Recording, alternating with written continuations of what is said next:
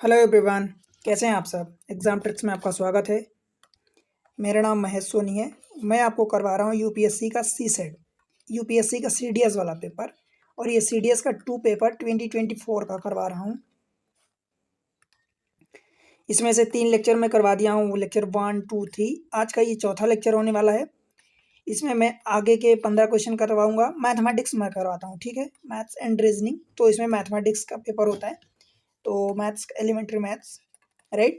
इसके अलावा अगर आप सी सेट की तैयारी कर रहे हैं, यूपीएससी के ही आईईएस में भी क्वेश्चन पूछे जाते हैं इस टाइप के, एसएससी की तैयारी कर रहे हैं, कैट की तैयारी कर रहे हैं, और भी ऐसे बहुत सारे डिफिकल्ट एग्जाम होते हैं जहाँ पर अच्छे लेवल के क्वेश्चन आते हैं।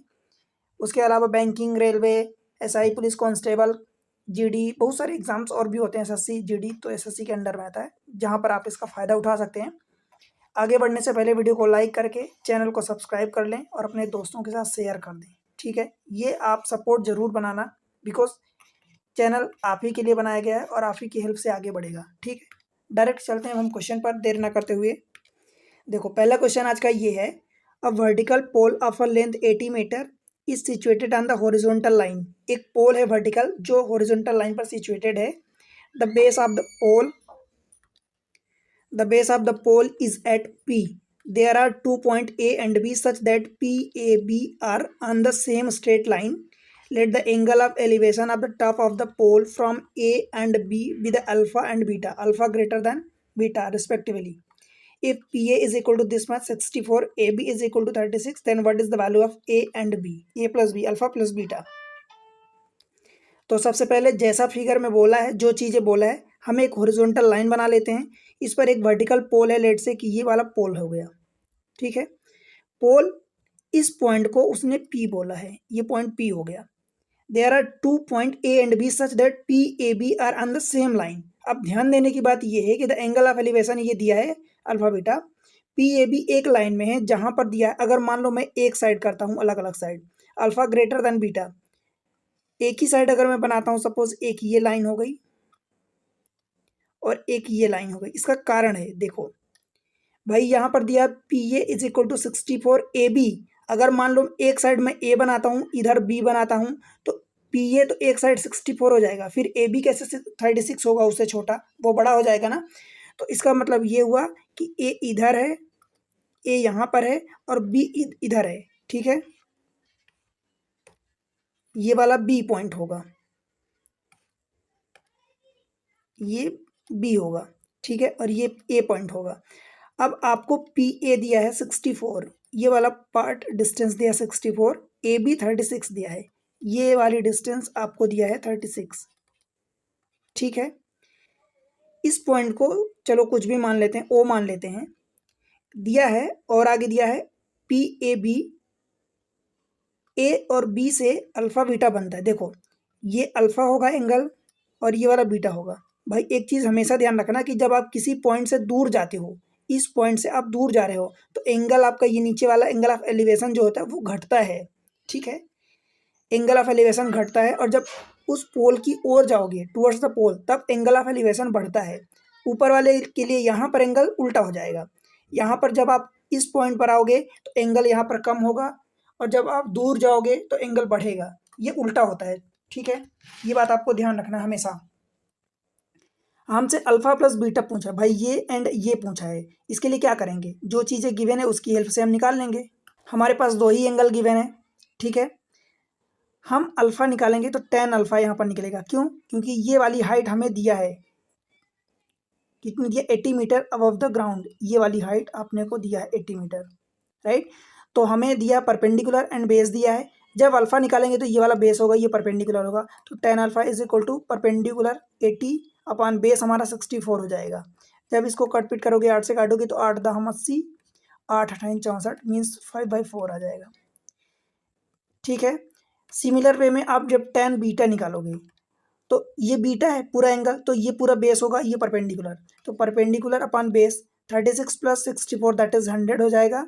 और इसको जब काट पीट करोगे तो 20 से तो 4 पंचे और 20 पंचे 100। अब देखो आपसे क्या पूछा भाई, alpha, tan alpha and tan beta आपके पास आ गया है, अल्फा प्लस बीटा पूछा है। और जब भी आप tan alpha into tan beta, अगर ये आपको 5/4 4/5 ये उल्टे दिख रहे हैं एक दूसरे के, मीन्स इन दोनों को जब मल्टीप्लाई करोगे तो ये 5/4 और इंटू 4/5 ये दैट इज 1 आ जाएगा। और 10 के केस में 1 तभी आता है जब अल्फा प्लस बीटा की वैल्यू कितनी होती भाई 90 डिग्री। ये यहाँ पर ये 10 नहीं होगा, 10 टू एंगल की वैल्यू तभी आप 1 निकालोगे जब उन दोनों का सम 90 होगा। जैसे एग्जाम्पल के लिए मैं आपको बताऊं कि 10 30 की वैल्यू कितनी होती है, आप बताओगे 1/√3 होती है। 10 60 की वैल्यू कितनी होती है, तो आप बोलोगे √3 होती है। भाई 10 ये 30 और ये 60 दोनों का सम 90 है, तभी तो इन दोनों को जब मल्टीप्लाई करोगे 1/√3 एंड √3 तभी ये 1 आएगा। समझ आया? तो ये हमेशा ध्यान रखना, अल्फा प्लस बीटा इस केस में 90 होगा तभी ये वैल्यू 1 होगी, इन दोनों का प्रोडक्ट। ठीक है, तो हमारा अल्फा प्लस बीटा हमसे पूछा है तो वो 90 हो जाएगा, ऑप्शन बी। समझ आया क्या? आगे बढ़ें, क्वेश्चन नंबर नेक्स्ट। आसान सवाल है, कई बार इस टाइप के सवाल आते हैं, क्वेश्चन आते हैं। देखो दिया है कि लेट के be the positive integer, what is the quotient when this much is divided by this much. भाई सीधी सी बात ये है कि जो दिया है आप उसको लिख लो। देखो x to the power 8k plus 3 plus x to the power 8k plus 6, x to the power 8k plus 9, x to the power 8k plus 12, कुल मिला के हमें x to the power 8k plus 3 common दिख रहा है। दिखा क्या? सब में है।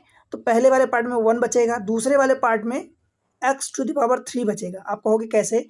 भाई जब भी बेस सेम होता है, जैसे 8k और ये प्लस 6 लिखा है, अगर बेस सेम है तो पावर एड ऑन हो जाती हैं, और अगर पावर एड ऑन है तो बेस आप सेम करके प्रोडक्ट में लिख सकते हो। तो इसको आप लिख पाओगे 8k plus 3 into x to the power 3। अब देखो ये 3 और 3 6 हो जाएगा, बिकॉज बेस सेम है। तो वो इतना पार्ट अगर मैं कॉमन ले लूँगा तो इतना पार्ट मेरे पास बच जाएगा x3। सिमिलर वे में आगे मैं प्रोसीड करता हूँ, तो ये इधर हो जाएगा, 3 कॉमन ले लिया तो 9 में से 3 चला जाएगा तो 6 बचेगा, प्लस आगे वाले में x टू द पावर 9 बचेगा। ठीक है, अब देखो x to the power 8k plus 3, इतना पार्ट तो पहले से ही कॉमन है। इन दोनों में देखो मैं ऐसे लिख रहा हूँ, 1 कॉमन लेके 1 plus x to the power 3। इन दोनों में x to the power 6 common मिल जाएगा क्या? तो ये उधर से पहले वाले में 1 बचेगा एंड सेकेंड वाले में x टू द पावर 3 बचेगा। ठीक है, आगे देखो x to the power 8k plus 3, कुल मिला के आंसर आपको दिख जाना चाहिए। अब ये तो स्टेप में आगे बढ़ा रहा हूँ। यहाँ पर 1 plus x to the power 3, 1 plus x cube दोनों में कॉमन है, तो मैं इसको कॉमन ले लेता हूँ। 1 प्लस एक्स क्यूब, पहले वाले में बचा 1 और दूसरे वाले में बचा x टू द पावर 6। अब इस वाले पार्ट को भाई इसने ये बोला है कि इससे डिवाइड करोगे, तो जब इससे डिवाइड करोगे तो रिमाइंडर आपसे नहीं पूछा, क्वोशिएंट पूछा है। ठीक है, तो क्वोशिएंट यानी जो पार्ट कट जाएगा उसके अलावा जो बच जाएगा वही हमारा आंसर होगा। अब देखो इससे डिवाइड कर दो तो ये 1 plus x cube 1 plus x to the power 6 ये कट जाएगा। जब इससे डिवाइड करोगे तो 1 plus x to the power 6, ये पूरा पार्ट इतना पार्ट कट जाएगा, बचेगा क्या? X to the power 8k plus 3। ये आपको स्टार्टिंग में ही दिखे जाना चाहिए, बिकॉज ऐसा कोई डिफिकल्ट नहीं है। ठीक है, एटलीस्ट यहाँ तक तो पहुँच के दिख ही जाना चाहिए, राइट। आगे बढ़ें, ऑप्शन कौन सा हो जाएगा करेक्ट? इसमें आपसे पूछा बचेगा क्या? X to the power 8k plus 3 बच जाएगा, यही अपना क्वोशिएंट होगा, राइट। आगे बढ़ते हैं, question number next 48 question. A square is drawn inside a square of a side 14 centimetre in such a way that the corner of the inner square coincide with the midpoint of the side of a outer square। ठीक है, what is the area lying between the two square। बहुत आसान सवाल है, शायद मुझे नहीं लगता कि आपको इसके आगे कुछ करने की ज़रूरत है। देखो मैं ये स्क्वायर बना दिया, अब बोल रहा है कि ये स्क्वायर है, तो अगला जो स्क्वायर बनाओगे इसके मिड पॉइंट को मिला के बनाओगे, तो ये मिड पॉइंट हो गया। और आपको पता है कि जब मिड पॉइंट बनता है तो भाई इसकी एरिया आधी हो जाती है, सीधी सी बात है। तो जो पहला वाला आपका है, पहले वाले की साइड कितनी दी है, जो बड़ा वाला स्क्वायर है उसकी साइड 14 सेंटीमीटर दिया है, 14। इस वाले की साइड कितनी हो जाएगी, 7 हो जाएगी। या यूँ कहूँ कि इसकी एरिया निकाल के उसके आधे का माइनस कर दो। देखो ये ABCD, अगर बड़ा वाला ABCD है, अंदर वाला जो इसके मिड पॉइंट से लेके कॉर्नर पर रख के बनाया गया है तो ये PQRS मान लो। तो भाई ABCD की एरिया हो जाएगी 14 का स्क्वायर इज इक्वल टू 196। और आप जब पी क्यू आर एस की एरिया निकालोगे तो इसका आधा हो जाएगा 196 डिवाइडेड बाई 2, ये ध्यान रखना हमेशा। तो ये हो जाएगा 98। आपसे पूछा what is the area between the two square, इन दोनों के बीच की एरिया। भाई इन दोनों के बीच की एरिया एक ये एक ये एक ये एक ये, मीन्स इस पूरे पार्ट में से इस अंदर वाले पार्ट को माइनस कर दोगे। कहने का मतलब ये हुआ कि ए बी सी डी की area minus P Q R S की एरिया 196 माइनस उसी का आधा सेम 98, दैट इज 98 ही तो बचेगा। बोलो भाई, कितना आसान सवाल है। मुझे नहीं लगता कि इसके लिए आपको पेन भी उठाने की जरूरत पड़नी चाहिए। 98 ऑप्शन ए, ठीक है, स्क्वायर सेंटीमीटर। क्लियर है, बन जाएगा। आगे बढ़ें, question number next 49th question. देखो, the base of a right angle triangle, the base of a right angle triangle is 4/3 times the height of a triangle. If the area of the triangle is 54 square centimeter, then what is the perimeter? Simple है। देखो, अपने से बोला है एक right angle triangle बना लो। चलो ये बना दिया रफ फिगर। चलो क्या बोला है, बेस मान लो, कुछ भी पॉइंट मान लेते हैं ए बी सी। भाई बोला है कि base of the right angle triangle, ये right angle that means this is the angle 90 degree and the base इसका जो है 4/3 ऑफ द हाइट। तो हाइट 4/3 है तो मैं इसको 3x मान लेता हूँ। तो भाई ये 4/3 है, दैट मीन्स कि ये 4x हो जाएगा। समझ आया। और अगर राइट एंगल ट्रायंगल है तो 3x 4x में 3 4 5 का ट्रिपलेट्स बनता है, तो ये हमारा हाइपोटेनस 5x हो जाएगा। बताओ, ठीक है। और इसकी एरिया कितना दिया है, 54 square centimetre. What is the perimeter? Area क्या होती भाई, ट्राइंगल की एरिया होती है half base into height, that is 4x into 3x, यही होती है। और इसको वो बोला है 54। बताओ हम क्या करने वाले हैं, देखो 2 से काटोगे तो ये 2x हो जाएगा। कुल मिला के कितना बचेगा, 3 दूनी 6x स्क्वायर। और इसको वो बोल दिया है 54, 54। तो 6 नहीं है 54, x square is equal to 9। तो क्या आप x की वैल्यू बता सकते हो कि 3 होगी। आपसे पेरीमीटर पूछा, भाई पेरीमीटर क्या होता है, outer length, sum of the outer length. तो 5 3 8x और 4 12x, 12x मतलब x की वैल्यू 12 इंटू 3 और 3 36। बताओ कितना इजी सवाल है, ठीक है, बन जाएगा। तो ऑप्शन 36 ऑप्शन सी हो जाएगा, कैलकाटा। आगे बढ़ें, कुछ भी डिफिकल्ट है आपको बस ये, अब देखो यहाँ 4/3 है तो आप ऐसा ना करना कि इसको 1 ले लो तो फिर इसको जो बेस है 4/3। भाई आप ये बेस में देखो ना 3 है तो इस वाले पार्ट को 3x ले लो, इसको 4x ले लो। उसका 3x का जब 4/3 करोगे तो ये 3 3 कट के 4x ही बचेगा, राइट। तो थोड़ा सा इस बात को समझना पड़ता है, राइट। आई होप कि आपको समझ में आता होगा बढ़िया से। चलो अगले क्वेश्चन पर चलते हैं, 50th question. What is the area of the triangle having side 4 4 6? बताओ, आइसोसेलेस ट्रायंगल हो गया जिसकी 2 साइड बराबर होती है तो वो सम द्विबाहु त्रिभुज बोलते हैं। क्या होगा, देखो अगर इसकी एरिया, अगर आपको फार्मूला याद हो तो डायरेक्ट फार्मूला लगाओ, b/4 इंटू 4a स्क्वायर और माइनस बी स्क्वायर। यहाँ जो साइड इक्वल होती दो उसको a बोलते हैं, और जो एक अनइक्वल साइड होती है उसको बी बोलते हैं, राइट। तो b/4। अब आप कहोगे मुझे ये फार्मूला याद नहीं, तो भाई नहीं याद है तो कोई दिक्कत नहीं है, आप ये लगा लो। देखो ये परपेंडिकुलर डालोगे, ये वाली 2 साइड, ये वाली साइड जो है ये 6 दे दिया है। चलो साइड का नाम दे देता हूँ ABC। तो इसको वो 4 दिया है, ये 4 दिया है, तो ये एंगल बराबर हो जाएगा और ये एंगल, बिकॉज यहाँ पर जो एंगल गिरेगा, ठीक है। अब ये पूरा कितना है भाई, इसको डी मान लो, ये पूरा 6 है तो ये मिड पॉइंट होगा बिकॉज ये दोनों साइड इक्वल हैं, राइट। तो ये 3 हो जाएगा, ये 3 हो जाएगा। अब ये 3 हो गया, ये 4 हो गया, तो भाई ये आप परपेंडिकुलर निकालोगे, ठीक है। परपेंडिकुलर निकालोगे than half base into height लगाओगे तो उससे भी यही आएगा। इसको लगाते हैं पहले, b/4 मीन्स 6/4, स्क्वायर रूट के अंदर a square means 4 Chowk 16 into 4 64 और माइनस बी स्क्वायर यानी 36 हो जाएगा। 3/2 इंटू 64 माइनस 36, 14 दूनी 28, 28 को जब बाहर निकालोगे स्क्वायर रूट से तो 2√7 बचेगा। भाई 2 कट गया, 3√7 आ गया आंसर, ठीक है। तो ये आंसर इधर से 3√7 आ गया, ऑप्शन ए हो जाएगा। बिकॉज हमसे एरिया पूछा है तो जो भी यूनिट है यूनिट का स्क्वायर होगा, इसलिए स्क्वायर यूनिट। मैं आपको ये चीज़ें बहुत क्लियरली बता चुका हूँ, राइट। अब ये वाला जो तरीका मैं बता रहा हूँ, अगर मान लो किसी के दिमाग में नहीं आता तो भाई ये वाला आप ये परपेंडिकुलर होगा, ठीक है, परपेंडिकुलर, ये हाइपोटेनस होगा, तो भाई ये एडी कैसे निकालोगे? यहाँ से एडी जो होगा वो हाइपोटेनस यानी 4 का स्क्वायर 16 और -3 का स्क्वायर 9, दैट इज कितना हो जाएगा 7। अब ये हमारी हाइट 7 आ गई स्क्वायर रूट के अंदर, ठीक है। अब इसकी एरिया कैसे निकालोगे? हमें पूरे की एरिया निकालनी है, तो हाफ पूरा बेस ले लो 6।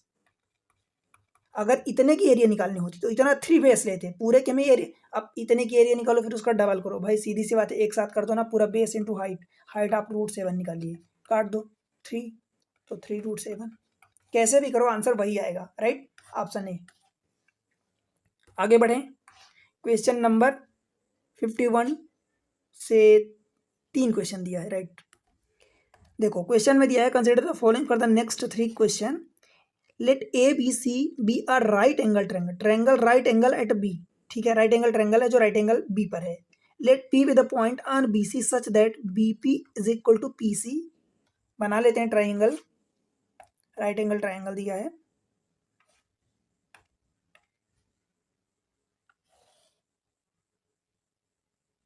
ये हम बना रहे हैं right angle triangle.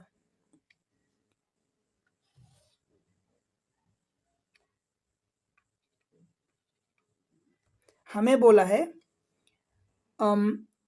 Late A B C with the triangle right angle at B, ये वाले पॉइंट को हम बी मान लेते हैं, ये बी हो गया। Let P with the point on B C, ये वाला सी हो गया और ये वाला ए हो जाएगा, ठीक है। P with the point on B C such that, इस पर पॉइंट पी है, such that P P is equal to P C, ये दोनों पार्ट इक्वल हैं, तो यहाँ से आप ए को पी से जोड़ दो। बताओ भाई समझ आया क्या? अब देखो क्या करना है, ये बी पी हो गया, such that B P is equal to P C, ये दोनों पार्ट इक्वल हैं। A B is equal to 10, भाई ये वाला ए बी है तो इसको आप 10 मान लो, right. Angle B A P, B A P, मैं आपको बार बार बताया हूँ कि जो ये बीच में पॉइंट लिखा रहता है इस एंगल की बात करता है, और कॉर्नर वाले मतलब उस पूरे फिगर की, तो बी ए पी मतलब इस वाले एंगल की बात किया है, इज इक्वल टू 45। अब जैसे ही ये फल 45 हुआ तो ये तो 90 परपेंडिकुलर है ही सही, तो ये भी एंगल 45, और जब ये एंगल 45 हो गया दैट मीन्स कि A B is equal to B P हो जाएगा, तो ये वाला पार्ट 10 हो जाएगा, बिकॉज ये वाला 10 दिया है। समझ आया? अगर आपको नहीं समझ में आता तो भाई 1045 लगा लो, 1045। अब ये एंगल लगा रहे हो तो ये एंगल क्या हो जाएगा, ये परपेंडिकुलर हो जाएगा, तो परपेंडिकुलर ही आपको निकालना है जो बी पी है, और अपान क्या हो जाएगा ये बेस 10, और 1045 की वैल्यू 1, तो जैसे इस क्रॉस मल्टीप्लाई करोगे तो B P is equal to 10 आ जाएगा। समझ आया क्या? B P is equal to 10। अब भाई ये साइड हम पहले से पता है कि हमें बी पी और पी सी इक्वल दिया है, तो ये भी पार्ट 10 हो जाएगा पी सी, ठीक है, कोई दिक्कत यहाँ तक। And angle C A P theta दिया है, देखो सी कौन सा है, सी ए पी, इस वाले एंगल को वो बोला है कि थीटा है। समझ आया? अब देखो ये पूरा एंगल कितना हो जाएगा भाई, ए 45 प्लस थीटा, अब ये तो 90 है, मतलब एंगल सी और एंगल ए का पूरा मिला के 90 होना चाहिए। अब 45 प्लस थीटा ये है, दैट मीन्स ये वाला एंगल हमारा कितना बचेगा, 45 माइनस थीटा।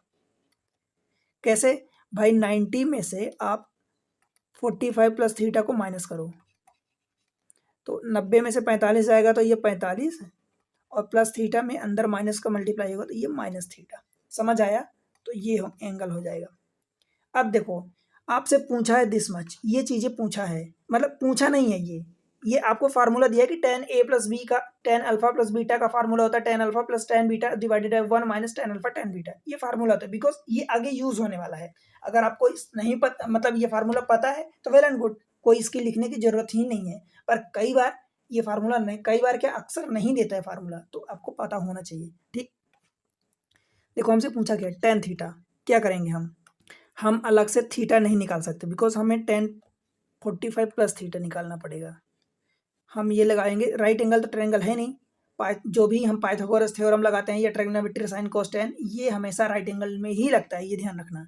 तो यहाँ पर tan 45 प्लस थीटा लगाओगे, और tan देखो लग गया formula tan a plus tan b, तो ये tan 45 degree plus tan theta divided by 1 minus ten 45 into tan theta. Value put कर दो। देखो 45 की वैल्यू 1 होती plus tan theta divided by 1 minus, ये फिर से 1 हो गया तो ये 1 माइनस टेन थीटा हो गया। ठीक है, और यहाँ से जो आप 1045 लगाए हो ये तो फार्मूला लगा दिए, ये वाला फार्मूला लगा दिए भाई। इस यहाँ से क्या होगा 1045 plus theta is equal to, अब परपेंडिकुलर ये काम करेगा पूरा BC काम करेगा और बेस आपका काम करेगा 10, तो tan theta is equal to perpendicular upon base, और इसकी वैल्यू हो जाएगी परपेंडिकुलर ये 10 plus 10 that is 20 upon base 10, और इसकी वैल्यू 2 आ जाएगी। बस इसको सॉल्व कर लो, टेन थीटा की वैल्यू आ जाएगी। क्रॉस मल्टीप्लाई करोगे तो 2 minus 2 tan theta is equal to 1 plus tan theta.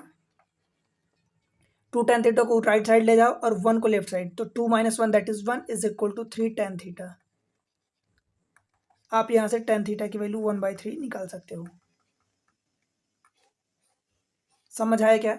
तो टेन थीटा की वैल्यू आपके पास आ गई 1/3, ऑप्शन बी बेंगलुरु। क्लियर है? अगले वाले में पूछा है if angle ACP is equal to gamma. कहाँ है एंगल ACP? जो हमारा 1045 माइनस थीटा है उसको वो बोल रहा है गामा। समझ आ रहा है क्या? इस वाले एंगल को बोल रहा है गामा, मतलब 45 minus theta is equal to gamma.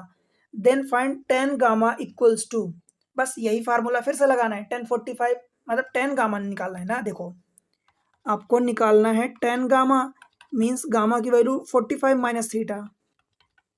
ठीक है, यही होगी। बस इसको ओपन कर दो, क्या हो जाएगा 1045 minus tan theta divided by 1, अब माइनस की जगह ये प्लस हो जाएगा 1045 into tan theta. Value put कर दो। ये अपने को ये निकालना है, दैट मीन्स ये निकालना है, इसकी वैल्यू पुट कर दो। 1045 की वैल्यू 1 माइनस टेन थीटा, अभी हमने टेन थीटा की वैल्यू 1/3 निकाली है। ठीक है, तो ये 1/3 हो जाएगा अपान 1 प्लस 1045 की वैल्यू अगेन 1 इंटू ये 1/3 हो जाएगा। बस देखो 3 1 जा 3, तो 3 minus 1 that is 2 upon 3 divided by 4 upon 3, 3 3 cut जाएगा तो 2 अपान 4 दैट इज 1 अपान 2। ये 10 गामा की वैल्यू आएगी। बताओ भाई, ठीक है? और अगर आपको लगता है कि ये ब्रैकेट आप नहीं ओपन करना चाहते तो मैं दूसरा भी तरीका आपको बता देता हूँ। देखो 1045 माइनस थीटा जिसको उसने गामा नाम दिया है, तो भाई गामा यहाँ पर क्या दिया है, ये 1045 माइनस थीटा। तो इसको क्या करोगे, जब आप इस एंगल को कंसिडर कर रहे हो तो भाई 10 आप something is equal to perpendicular upon base, तो 10 upon 10 plus 10 that is 10 upon 20। तो अगर आप ट्राइंगल जो बना है उससे निकालना चाहते हो 10 gamma is equal to 1045 minus theta, तो ये क्या हो जाएगा परपेंडिकुलर अपॉन बेस पूरा 10 plus 10 that is 10 upon 20 means 1/2। तो आप किसी भी तरीके से निकालो आपका आंसर सेम आएगा। ठीक है, इसमें तीन क्वेश्चन पूछा है, एक और क्वेश्चन है। Consider the following statement. अब क्या पूछा देखो, the line segment AP divide area of the triangle ABC into 2 equal parts. देख लेते हैं जो लाइन सेगमेंट बना है, ये बोल रहा है कि लाइन सेगमेंट जो AP है वो ABC को 2 इक्वल पार्ट्स में 2 इक्वल पार्ट्स यानी 2 इक्वल एरिया में डिवाइड करता है। तो भाई अगर हम बड़े वाले की एरिया निकालेंगे, अब देखो अब कैसे निकालोगे, मुझे ये 10 पता है और ये 10 पता है, तो क्या पाइथागोरस थ्योरम की हेल्प से मैं ये वाली हाइपोटेनस निकाल सकता हूँ। AP कितना हो जाएगा, इसकी भी ज़रूरत नहीं है एक्चुअली। आप डायरेक्ट देखो ये निकाल लोगे, आप 10√2 निकाल लोगे, ये भी निकाल लोगे, बट उसकी ज़रूरत ही नहीं है। कैसे भाई, एरिया पूछा है ना, तो एरिया इस वाले के निकाल लो। जब आप ABC की पूरे की एरिया निकालोगे तो देखो कितना होगा, बड़े वाले की एरिया निकालोगे, एरिया ऑफ ट्रायंगल ABC, तो हाफ बेस 20 हो जाएगा इंटू हाइट 10 दैट इज ये 2 से काटोगे तो ये 100 हो जाएगा। ठीक है, और जब आप छोटे वाले के लिए एरिया ऑफ किसकी निकालोगे, ABP की निकालोगे, तो हाफ इसका बेस 10 ही होगा और हाइट तो 10 ही है, तो ये 10 10 100 बटे 2 यानी 50 हो जाएगा। अब भाई देखो यही बोला आपसे कि सेगमेंट AP जो है line segment divide area of triangle ABC into 2 equal parts. तो सीधी सी बात है ना, अब जब पूरे का एरिया देखो यहाँ पर बना देता हूँ, ये हो गया, ये P हो गया, ये A हो गया, ये B हो गया, ये C हो गया।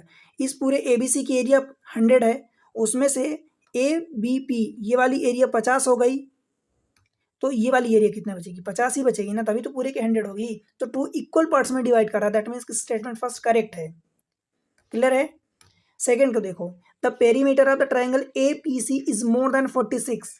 अब देखो, अब यहाँ हाइपोटेनस निकालने की जरूरत पड़ेगी, बिकॉज ये भी 10 है, ये भी 10 है, ये भी 10 है, ठीक है। पेरीमीटर ऑफ APC भाई ये वाला जब आप AP निकालोगे तो AP कितना निकलेगा? ये 10 है, ये 10 है, तो हाइपोटेनस 10√2 हो जाएगा, बताओ। और जब आप AC निकालोगे तो ABC में जब आप लगाओगे तो 10 है, ये 20 है, तो इसका स्क्वायर कितना होएगा? 20 का स्क्वायर 400 प्लस 10 का square 500, square root of 500 that means कि 10√5 हो जाएगा ये वाला पेरी हाइपोटेनस, 10√5 AC, ठीक। अब देखो हमसे पेरीमीटर बोला है, तो भाई पेरीमीटर ऑफ APC, इसका पेरीमीटर यही होगा AP plus PC plus AC। APC perimeter क्या होगा? सबको जोड़ दो आउटर साइड को, तो ये वाला 10√2 प्लस ये वाला 10 और प्लस 10√5। बताओ भाई, 10 कॉमन ले लो, तो ये √2 प्लस 1 प्लस √5। देखो ये 1√2 की वैल्यू मैं अप्रॉक्सीमेट 1.4, मतलब जितनी होती है 1.414 जो भी आगे होती है, तो मैं सिर्फ ले रहा हूँ इतना 1.4, तो एटलीस्ट कम ही ले रहा हूँ ना। √5 की वैल्यू कितनी होती है भाई? √5 की वैल्यू होती 2.23 और आगे समथिंग, तो मैं इतना ले रहा हूँ। देखो 10 प्लस 1 प्लस 1 प्लस 2, ये कितना हो जाएगा? 4.4 और 2 6.3, मिनिमम इतनी वैल्यू होगी। जब इसमें 10 का मल्टीप्लाई करोगे तो कितना होगा? 46.3। आपसे बोला था perimeter of the triangle APC is more than 46 centimetre. Of course ये मोर देन 46 ही तो है, हम अभी भी इसमें बहुत सारा पार्ट आगे का जो फ्रैक्शन में है, काफ़ी सारी चीज़ें वो छोड़े हैं, मिनिमम होगी, बट एटलीस्ट है तो ज़्यादा ही ना। तो ये सेकंड स्टेटमेंट भी करेक्ट है। क्लियर है? The area of triangle APC is 50 centimetre. भाई अभी यही तो निकाले APC, देखो ये 50 निकाले हैं और इसकी भी एरिया है, तो ये तीसरा स्टेटमेंट भी करेक्ट है। That means statement option D first second third all are correct. समझ आया क्या?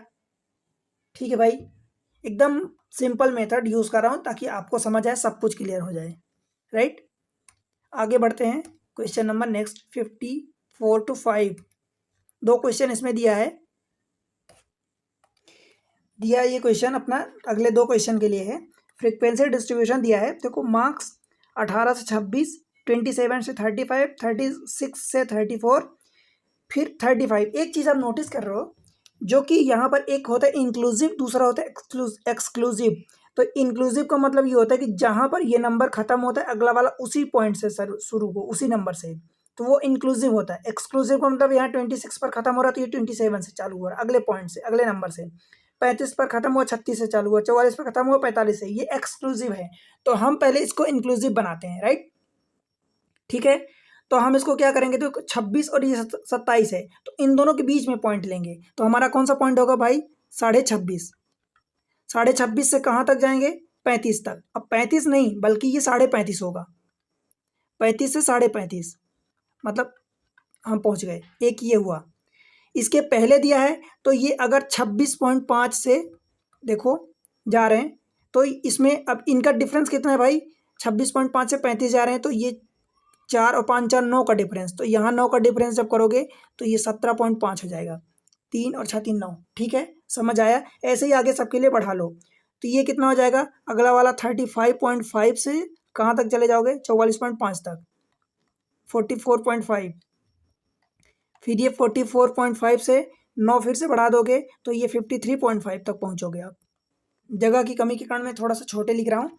फिर ये 53.5 से जाओगे कहाँ तक? 62.5 तक, 62.5, फिर ये 62.5 से जाओगे भाई आप 71.5 तक, और अगला वाला 72.5 से कहाँ तक चले जाओगे, 9 तक जाना है तो 81.5 तक। गलत हुआ कुछ, 80.5 होगा ना, ये 80.5 तक, ठीक है।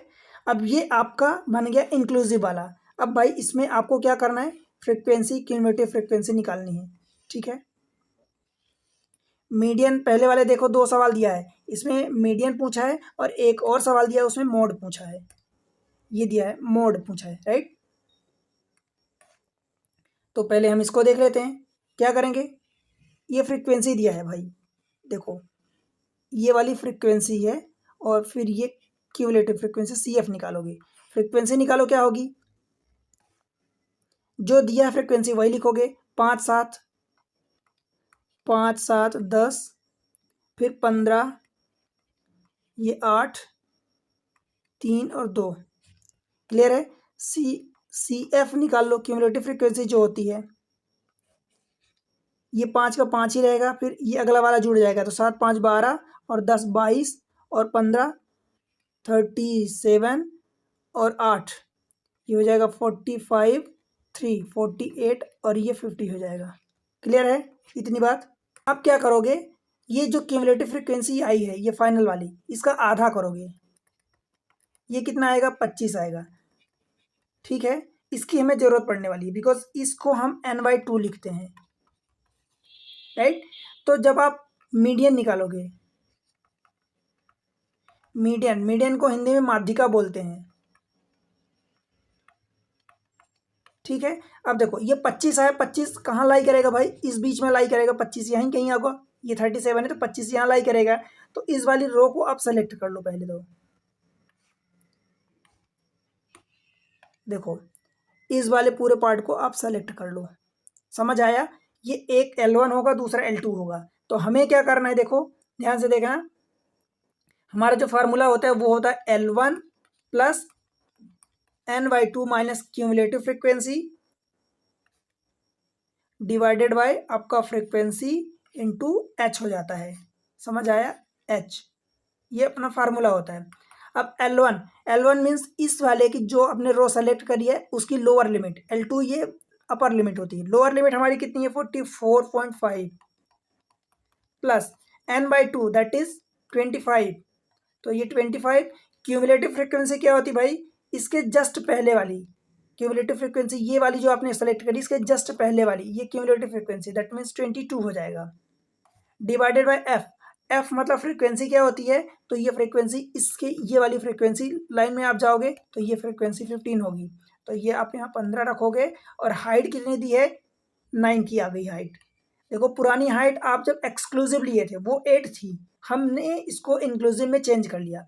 इसको सॉल्व कर लो बस, 44.5 प्लस 25 माइनस 22, 3/15 इंटू 9, 3×5 = 9/5 कितना हो जाएगा, 44.5 प्लस 1.8 हो जाएगा। जब आप इसको ऐड करोगे, यहाँ लिख देता हूँ, 44 और 2 46 हो जाएगा, उसमें से 0.2 माइनस कर दो तो ये 46.3 हो जाएगा। ये अपना आंसर आ गया ऑप्शन डी, दिल्ली। क्लियर है, समझ में आया। अब देखो आगे हमसे क्या पूछा है, हमसे पूछा है अगले में मोड पूछा है, और मोड का हमारा फार्मूला क्या होता है भाई, मोड हिंदी में इसको बहुलक बोलते हैं, जो बहुत बार आता है। अब बहुलक अगर आप देखोगे टेबल में, तो भाई बहुलक जो 12 सबसे ज़्यादा बार आए, तो सबसे ज़्यादा बार ये 15 ही आया, तो 15 आया तो यही हमारी सेम चीज़ हो जाएगी, ठीक है। जो टारगेटेड रो हो जाएगी, टारगेटेड कॉलम हो जाएगा, तो ये होगा। इसमें lower limit 44.5, upper limit this much, ठीक है। तो इसके अनुसार जो हमारा मोड का फार्मूला तो है होता है, वो होता है लोअर लिमिट प्लस, अब इसमें आप f minus f1/2f minus f1 minus f2 और इंटू h हो जाता है, ठीक है। बस वैल्यू पुट कर दो, L1 की वैल्यू हमारी 44.5 प्लस f की वैल्यू हमारी कितनी थी, 15 थी, ये देखो 15, f1 इसके पहले वाला होगा और f2 इसके बाद वाला होगा, ठीक है। तो f की वैल्यू हमारी 15 और माइनस f1 कितना दिया था, ये अपना 10 था, डिवाइडेड बाय 15 इंटू 2 यानी 30 हो जाएगा, और -10 और माइनस अगली वाली F2 कितने दिया, 8 दिया है, और हमारी ये H की वैल्यू 9 दिया है। बस सॉल्व कर लो। 44.5 प्लस 15 माइनस 10 ये 5 बचेगा, और 10 8 18, 30 में से 18 जब माइनस करोगे तो ये 12 हो जाएगा, और ये इंटू 9 है। 3 से काटोगे तो 3 तिकाई 9, 3 चौका 12, कितना आ गया 44.5 प्लस 5 3 15 और बटे 4, ये आ जाएगा 44.5 प्लस 4 3 12.75, 44 3 47 और 1 48.25। ऑप्शन है क्या 48.25, ऑप्शन सी। ठीक है, कलकत्ता। समझ में आया क्या? तो इस तरीके से आप फार्मूला याद रखोगे, सॉल्व करने का तरीका याद रखोगे, बिकॉज ऐसे क्वेश्चन आते हैं, 3 क्वेश्चन 2 क्वेश्चन आते ही हैं, हर बार आते हैं। ठीक है, चलते हैं अब अगले क्वेश्चन पर। क्वेश्चन नंबर अगला दिया है, इसमें से कितने क्वेश्चन दिया है, 2 क्वेश्चन का सेट दिया है। A B C is a triangle right angle at B given that A C minus A B is equal to 2 and B C is equal to 16। सबसे पहले तो भाई राइट एंगल ट्रायंगल दिया है तो हम बना लेते हैं। राइट एंगल ट्रायंगल तो हमें बनाना ही पड़ेगा। क्लियर है? देखो ये हम बना लेते हैं राइट एंगल ट्रायंगल।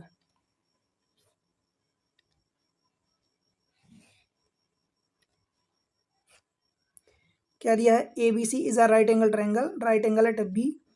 इस वाले को ये हमें बी दिया है, ये बी हो गया। ए सी, अब ये बी हो गया तो ये एक ए होगा और एक सी होगा। ठीक है, अब क्या बोला, देखो A C minus A B is equal to 2, B C is equal to 16। जो दिया है उसको लिख देते हैं। बी सी अपने को दिया है 16, ये वाला पार्ट 16 हो गया। ए C minus A B, A सी कौन सा है भाई, बड़ा वाला ये हाइपोटेनस। ए बी को अगर चलो दिया है, मान लो ए बी को मैं एक्स मान लेता हूँ, तो ये ए सी क्या हो जाएगा, एक्स प्लस 2 हो जाएगा। बताओ इतनी बात समझ आई क्या? यहाँ तक तो कोई दिक्कत नहीं है।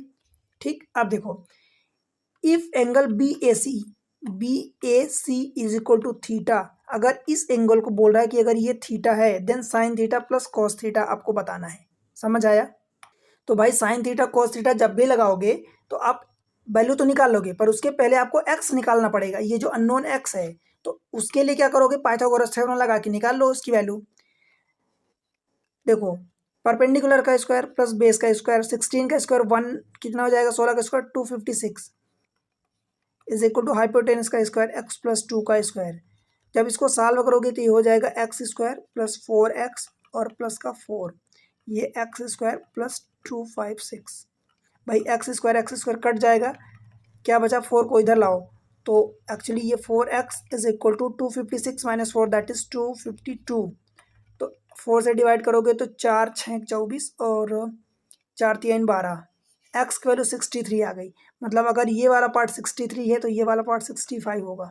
ठीक है, और अगर आपको ट्रिपलेट्स पता होता कि 16 में देखो एक तो 12, मतलब जैसे 3 4 5 होता है तो उसको 16 बनाओगे, और दूसरा अगर ये पता है, मुझे नहीं उम्मीद है, मैं उम्मीद नहीं करता हूँ कि आपको इतने बड़े बड़े ट्रिपलेट्स याद होंगे, बट अगर याद है तो आप डायरेक्ट ये कर सकते हो। ठीक है, आगे बढ़ते हैं। देखो अब हमसे पूछे sign theta plus cos theta, तो बस हम लगा देते हैं trigonometric formula, sign theta plus cos theta. Sine theta की वैल्यू क्या होती है, अगर थीटा ये है तो ये परपेंडिकुलर, हमें क्या होता है sine theta is equal to perpendicular upon current hypotenuse, तो 16 upon 65 plus cos theta base upon hypotenuse, तो बेस क्या है 63 अपान हाइपोटेनस 65। बताओ भाई, बस सॉल्व कर लो, इनको जोड़ोगे तो कितना आ जाएगा, 6 3 9 6 1 7, 79 अपान 65। ऑप्शन है क्या 79 अपान 65, ऑप्शन डी दिल्ली। ठीक है, आसान है, कोई दिक्कत तो नहीं है। अब इसमें अगला देखो बोला है, if B D is perpendicular on the side A C, अगर बी डी डालोगे ए सी पर तो ये परपेंडिकुलर डालोगे, कुछ लाइन टेढ़ी जा रही है, इसको सीधी कर देते हैं। अगर बी से बी डी परपेंडिकुलर डालोगे यहाँ पर तो ये मान लो कि लेट से डी चला गया, इस पॉइंट को हम डी नाम दे देते हैं, D. If B D is perpendicular on the side A C then what is the length of B D. भाई बी डी की लेंथ पूछा है। देखो एक तो तरीका ये है कि एक बार this is perpendicular, this is base, तो इन दोनों को लेके एरिया निकाल लो, और फिर एक बार इस वाली को, इसको बेस ले लो, उसके परपेंडिकुलर ये है, तो एरिया, दोनों एरिया को इक्वल करोगे तो ये आपकी साइड बी डी निकल जाएगी। या अगर आपको बी डी का डायरेक्ट फार्मूला पता है, जब भी ये परपेंडिकुलर होता है राइट एंगल ट्रायंगल में, तो B D is equal to इन दोनों साइड को क्या करोगे, मल्टीप्लाई करके और हाइपोटेनस को डिवाइड कर दो, means base into perpendicular, that is A B into B C, और डिवाइडेड हाइपोटेनस ए सी हो जाएगा। समझ आया? एक की वैल्यू एक्स दिया है मतलब 63 इंटू दूसरे की वैल्यू 16 दिया है, और डिवाइडेड है हाइपोटेनस मतलब 65। कट पिट रहा तो काट पीट दो, नहीं कट रहा तो कोई बात नहीं। 16 3 48, कैरी 4, 16 छक्का 96 और 4 100 100 और बटे 65, 1008 बटे 65, ऑप्शन ए ही है। ठीक है, समझ आया क्या? बताओ, आसान क्वेश्चन है, कुछ भी डिफिकल्ट लगा क्या? बिल्कुल आसान है, राइट? आगे बढ़ते हैं। अगले 3 क्वेश्चन इसी पर बेस्ड हैं। For the next 3 question, late M N be the code of a circle, code of a length 16 centimetre. अब कोड बोला है तो सर्कल की बात होगी, भाई हम सर्कल बना लेते हैं। देखो, मैं एक सर्कल बना दिया, ये क्लियर। अब देखो, late M N be the code of a circle, code of a length 16 centimetre of a circle with centre O and radius 10 centimetre. मैं एक कोड ये बना दिया, चलो एम एन नाम दे दिया, ठीक है। ये सेंटर है, सेंटर से, तो सेंटर से ये परपेंडिकुलर डालोगे, ये परपेंडिकुलर हो गया। बताओ भाई, the tangent M, tangent at M and N intersect at point P. चलो मैं अगर उल्टा कर दिया हूँ, एक्चुअली मुझे थोड़ा सा नीचे करना चाहिए, मैं इसको बना देता हूँ फिर से, ताकि ऊपर टेंजेंट के लिए जगह ही नहीं बचेगी इसमें। मैं इसको थोड़ा सा नीचे कर देता हूँ ताकि टेंजेंट के लिए जगह बच जाए। देखो, ये बना दिया हूँ सर्कल। अब इस पर एक, ये हमारा कोड हो गया एम एन, और यहाँ पर एक परपेंडिकुलर हो जाएगा ये सेंटर से ओ, ठीक है। अब बोल रहा है कि tangent M N intersect point P, तो ये मान लो कि एम हो गया और ये वाला मान लो कि एन हो गया। ये intersect at point P, further O P intersect M N. भाई ये वाला ओ है, रुको बताता हूँ। देखो, ये पॉइंट ओ है, एम एन ये है, पी पर यहाँ से आप परपेंडिकुलर डालोगे, मतलब यहाँ से टेंजेंट डालोगे, वो ओ पी को intersect M N at perpendicular at Q, तो ये वाले पॉइंट को वो क्यू बोला है। अब इस टेंजेंट को देखो हम मिलाते हैं, कैसे मिलाओगे? ओ पी ये होगा, टेढ़ी लाइन है, इसको सीधी कर देता हूँ, ओ से ये पी बना दिए, ठीक है। और इस पी से ही ये वाला पॉइंट पी है, और इस पी से एम पर भी टेंजेंट है और एन पर भी टेंजेंट है। फिर उल्टा हो गया ये पॉइंट, ठीक है भाई, ये पॉइंट पी है। Further O P intersect M N, ये रहा ओ, ये रहा P, O P intersect M N at M N perpendicularly at Q. Perpendicularly का मतलब ये वाला एंगल 90 डिग्री। समझ आया क्या इतनी बात?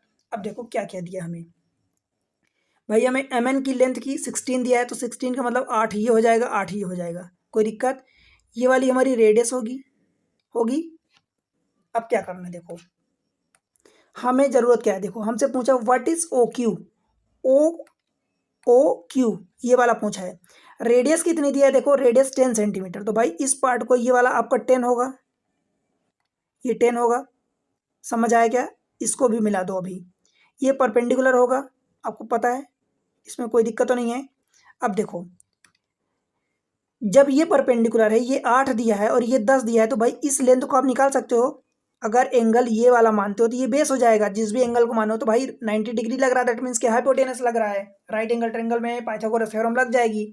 तो राइट एंगल ट्रायंगल में जब पाइथागोरस लगाओगे तो भाई 10 का स्क्वायर और -8 का स्क्वायर इज इक्वल टू 6 का स्क्वायर, तो मतलब वो साइड जो हो जाएगी वो 6 हो जाएगी, ये वाली ओ क्यू, ये 6 हो जाएगी। समझ आया? तो इसका आंसर बी होगा, पहला क्वेश्चन। फिर दूसरे क्वेश्चन में क्या पूछा देखो, what is P M. P M आपसे पूछा, देखो पी एम का मतलब दिस एंड दिस। अब इसको कैसे करोगे, ये इंपॉर्टेंट है। देखो ध्यान से देखना, इसके लिए हमें थोड़ा सा दिमाग लगाना पड़ेगा। अगर पी एम हमसे पूछा है, पी एम, तो डायरेक्ट क्या आप कुछ लगा सकते हो। अगर मैं पी एम ओ की बात करूं, मैं इस एंगल को थीटा मान रहा हूं, ध्यान से देखना, इस एंगल को मैं थीटा मान रहा हूं, इतना थीटा। तो जब इस एंगल को थीटा मानोगे और ये वाला पूरा, मैं इस पूरे की बात कर रहा हूँ, ये पूरा 90 डिग्री होगा, तो 90 डिग्री के सामने ये पी और ओ, यानी ओपी जो होगा हाइपोटेनस का काम करेगा। ठीक है भाई, ओपी जो होगा हाइपोटेनस का काम करेगा। समझ आया?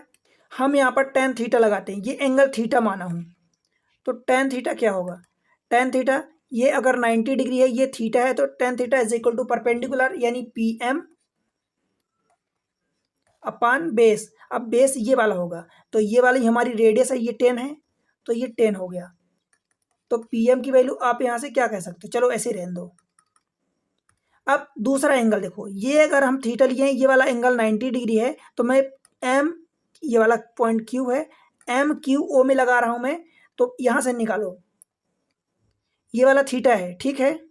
अब अगर ये वाला थीटा है देखो, तो मुझे परपेंडिकुलर ये पता है, ये भी पता है और ये भी पता है, टेन थीटा फिर से लगा दो।